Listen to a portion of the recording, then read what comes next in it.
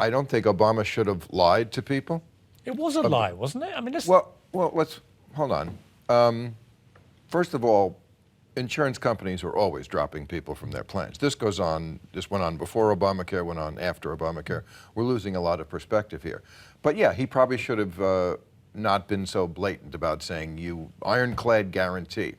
On the other hand, since he got no Republican votes and no Republican help, and since 3 years after it's a law, they're still fighting it, can you imagine what it would be like if he said, yeah, some people, your rates are going to go up? I mean, the thing passed by this much. If they had said that, they might have lost the whole thing. And politicians are always making compromises like that.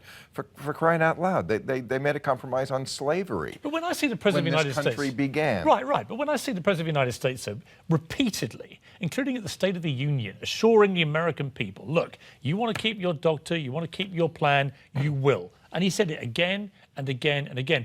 Now we know that senior members in his very administration knew all along. They've known for 3 years that probably at least 50% of all the people that applied, that would not apply to them. They would have to change their plan. But that is a barefaced lie. And I speak as somebody that is supportive of Obamacare. I come from a country where we don't get why there would be any scandal over bringing 11 million more people. Let's look at the perspective again on this.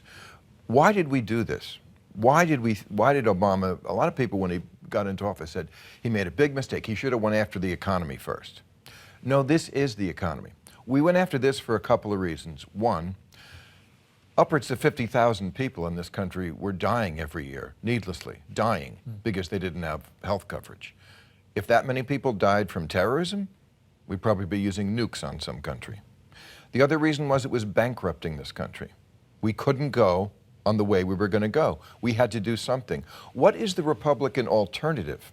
I get that this is not working out perfectly. I don't think anybody ever thought it would. But what is their alternative?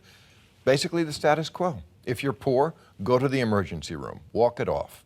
Now, besides the fact that it's awfully cruel to ask any people to wait on a health issue until it's an emergency, wait till that appendix bursts, young lady, then we'll go on to the emergency room.